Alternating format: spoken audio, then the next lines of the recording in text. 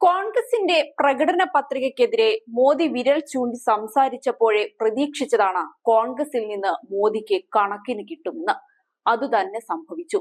കോൺഗ്രസിന്റെ പ്രകടന പത്രിക സംബന്ധിച്ച് പ്രധാനമന്ത്രി നരേന്ദ്രമോദി നടത്തിയ പ്രസ്താവനയ്ക്കെതിരെ ആഞ്ഞടിച്ചിരിക്കുകയാണ് കോൺഗ്രസ്.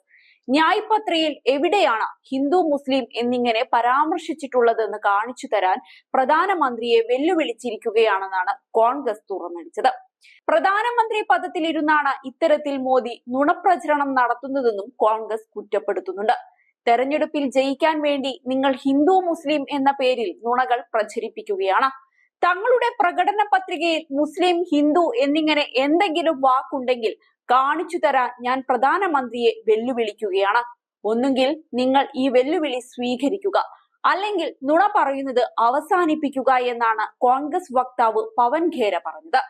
ആദ്യഘട്ട വോട്ടെടുപ്പിൽ പ്രതിപക്ഷ സഖ്യമായ ഇന്ത്യ ജയിക്കുമെന്ന് മനസ്സിലാക്കിയ പ്രധാനമന്ത്രി വർഗീയ പ്രസംഗം നടത്തുകയാണെന്ന് കോൺഗ്രസ് അധ്യക്ഷൻ മല്ലികാർജുൻ ഖാർഗെ കുറ്റപ്പെടുത്തി. സംഘപരിവാർ BJP മൂല്യങ്ങളിൽ നിന്നാണ് നരേന്ദ്രമോദി ഇത് പഠിച്ചത്. ഇന്ത്യയുടെ ചരിത്രത്തിൽ ഒരു പ്രധാനമന്ത്രിയും ഇത്രമാത്രം തരം താണിട്ടില്ല. കോൺഗ്രസിന്റെ പ്രകടന പത്രിക എല്ലാവർക്കും വേണ്ടിയുള്ളതാണെന്ന് ഖാർഗെ എക്സിൽ കുറിച്ചു. മോദിയുടെ വിദ്വേഷ പ്രസംഗത്തിനെതിരെ കോൺഗ്രസ് നേതാവ് രാഹുൽ ഗാന്ധിയും പ്രതികരിച്ചു. ആദ്യഘട്ട വോട്ടെടുപ്പിന് ശേഷമുണ്ടായ നിരാശയും ഭയവും കാരണമാണ് മോദി ഇത്തരത്തിൽ നുണകൾ പ്രചരിപ്പിക്കുന്നത്. യഥാർത്ഥ പ്രശ്നങ്ങളിൽ നിന്ന് പൊതുജനങ്ങളുടെ ശ്രദ്ധ തിരിക്കാനാണ് അദ്ദേഹം ഇപ്പോൾ ആഗ്രഹിക്കുന്നത്. കോൺഗ്രസ് പ്രകടന പത്രികയ്ക്ക് വലിയ പിന്തുണയാണ് ലഭിക്കുന്നത്. ഈ വിഷയങ്ങൾ മുൻനിർത്തി രാജ്യം വോട്ട് രേഖപ്പെടുത്തും. ജനങ്ങൾ തൊഴിലിനും കുടുംബത്തിനും ഭാവിക്കും വേണ്ടി വോട്ട് ചെയ്യും. ഇന്ത്യക്ക് വഴിതെറ്റില്ല എന്ന് രാഹുൽ ഗാന്ധിയും എക്സിൽ കുറിച്ചു. അധികാരം ലഭിച്ചാൽ രാജ്യത്തിന്റെ സ്വത്തുക്കൾ കോൺഗ്രസ് മുസ്ലിങ്ങൾക്ക് നൽകുമെന്നായിരുന്നു പ്രധാനമന്ത്രിയുടെ വർഗീയ പരാമർശം. തങ്ങളുടെ സർക്കാർ അധികാരത്തിലിരുന്നപ്പോൾ രാജ്യത്തെ സ്വത്തിന്റെ ആദ്യ ഉടമസ്ഥാവകാശം മുസ്ലിങ്ങൾക്കാണെന്നാണ് അവർ പറഞ്ഞത്. എല്ലാവരുടെയും സ്വത്ത് ശേഖരിച്ച ശേഷം കൂടുതൽ കുട്ടികളുള്ള ആളുകൾക്ക് അവർ വിതരണം ചെയ്യുമെന്നാണ് ഇതിനർത്ഥം. അവർ അത് നുഴഞ്ഞുകയറ്റക്കാർക്ക് വിതരണം ചെയ്യും. നിങ്ങൾ അധ്വാനിച്ചുണ്ടാക്കിയ പണം നുഴഞ്ഞുകയറ്റക്കാർക്ക് കൊടുക്കണോ? ഇതിനോട് നിങ്ങൾ യോജിക്കുന്നുണ്ടോ?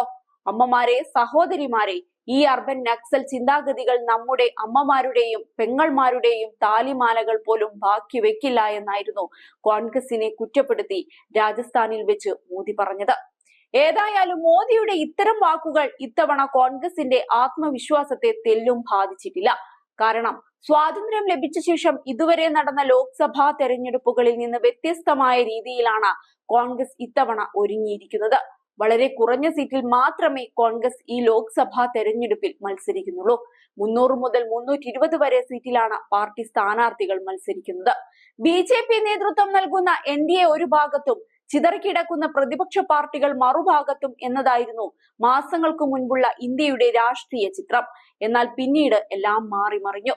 ഇന്ത്യ എന്ന പേരിൽ പുതിയ സഖ്യം പ്രതിപക്ഷ പാർട്ടികൾ രൂപീകരിച്ചു. മമതാ ബാനർജിയും മായാവതിയും നിതീഷ് കുമാറും മുഖം തിരിച്ചെങ്കിലും ഇന്ത്യ സഖ്യം നിലവിൽ ശക്തമാണ്. ദക്ഷിണേന്ത്യൻ സംസ്ഥാനങ്ങൾക്ക് പുറമെ ഡൽഹിയിൽ AAP-യുമായും ഉത്തർപ്രദേശിൽ SP-യുമായും സഖ്യം ചേരാൻ സാധിച്ചത് കോൺഗ്രസിന് നേട്ടമാണ്. മാത്രമല്ല ബീഹാറിൽ RJD-യുമായി ഇത്തവണയും സഖ്യമുണ്ട്. മഹാരാഷ്ട്രയിലും സഖ്യമായിട്ടാണ് മത്സരിക്കുന്നത്. BJP-യെ അധികാരത്തിൽ നിന്ന് പുറത്താക്കുക എന്ന ഒറ്റ ലക്ഷ്യത്തോടെയാണ് കോൺഗ്രസിന്റെ നീക്കങ്ങൾ. വലിയേട്ടൻ സ്വഭാവം കാണിച്ചാൽ പല സംസ്ഥാനങ്ങളിലും ഇന്ത്യ സഖ്യം രൂപീകരിക്കാൻ സാധിക്കാതെ വരുമെന്ന് മനസ്സിലാക്കിയ കോൺഗ്രസ് സീറ്റ് വിഭജനത്തിൽ വിട്ടുവീഴ്ച ചെയ്യുകയായിരുന്നു. എന്തായാലും ഇത്തവണത്തെ നീക്കങ്ങൾ BJP-യെ ഞെട്ടിക്കുന്നത് തന്നെയാണ്. അത്രയേറെ സൂക്ഷ്മതയോടെയാണ് കോൺഗ്രസ് തന്ത്രങ്ങൾ ഇറക്കുന്നതും. ഇനിയെല്ലാം കാത്തിരുന്നു കാണാം.